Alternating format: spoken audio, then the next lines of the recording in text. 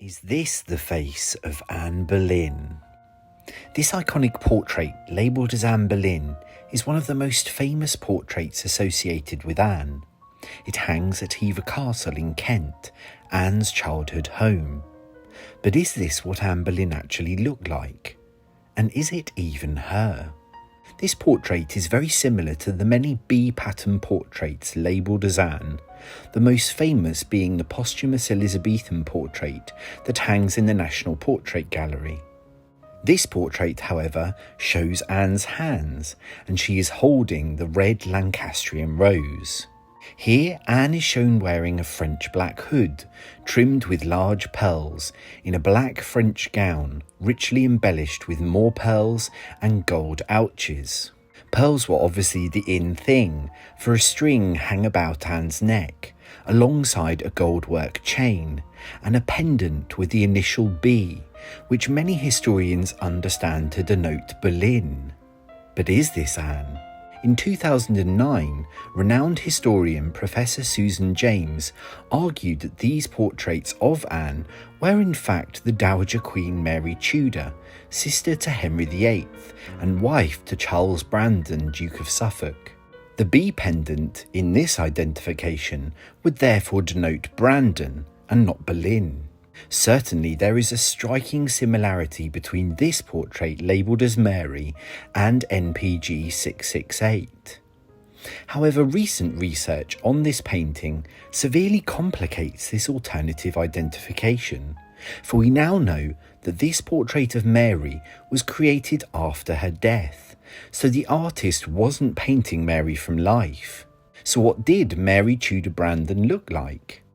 Well, Lorenzo Pasqualigo wrote on the 23rd of September 1514 that Mary was tall, fair, and of a light complexion.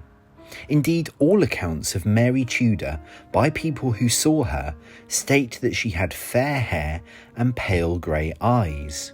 These first-hand accounts of Mary's light colouring appears to be verified by this sketch made of Mary during her lifetime, a copy of which was rather rudely annotated by King Francis I of France, who knew Mary. So this painting of Mary, made many years after her death, appears to have many known features of Mary, including her hair and eye colour, wrong. Moreover, Mary didn't style herself Brandon, but as the Duchess of Suffolk. The fact that Mary didn't use Brandon further calls into question why the B necklace would relate to that name. But do we have any evidence that Anne Boleyn actually owned a B necklace? Well, beyond portraits that feature one and are labelled as Anne, we don't actually have any documented evidence that this pendant existed. What we do have, however, are many sketches by the celebrated artist Hans Holbein of initialed jewellery for Anne Boleyn as queen. So we know that Anne did have a penchant for wearing initialed jewels. Indeed, an inventory taken after Anne's death details a casket in her possession which contained a diamond ring with HA for Henry and Anne, also an HA brooch, and another with RA for Regina Anna in diamonds. Upon Henry's death, a jewel set with small emeralds, pearls, and diamonds remained in the jewel collection, and it too featured the monogram HA. So Anne was someone who ordered and wore jewels featuring her initials. So is this Anne? Well, you may be surprised to know that until recently we knew very little about the history of this painting. It has never been subjected to paint analysis, and the wooden panels on which it is painted have never been dated. It has undergone restoration, however, with much beautifying overpaint removed. And during this process, the conservators suggested that the inscription of Anna Boleyn was added when the painting was created. But when was that? Well, it has been stylistically dated to circa 1550, which would make it older than the version found at the National Portrait Gallery. But can we prove that? Well, until recently we weren't even sure when it arrived at Hever Castle. The earliest reference to it at Hever was an inventory taken in the 1960s. However, I have been researching alongside Lee Porritt, and we have discovered this image of the painting from a Hever brochure from 1939, proving it had been at Hever for longer than we had previously known. Moreover, Lee found an intriguing reference to a painting in a book from 1904 that details a painting of Anne Boleyn at Assington Hall.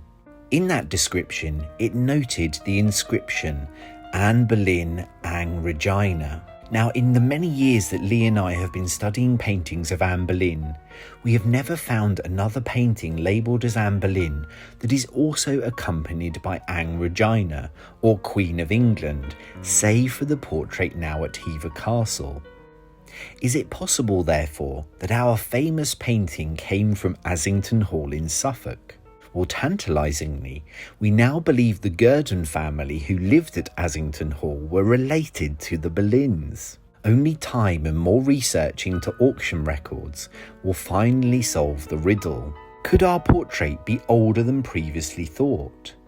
When it was exhibited at the Lost Faces exhibition in 2007, art historian Bendor Grosvenor and Philip Mould stated that it was the finest and most probably the earliest of the corridor portraits of Anne Boleyn. Could we have, in spite of the belief that none exist, have been looking at a contemporary portrait of Anne Boleyn all along? It's a thrilling prospect.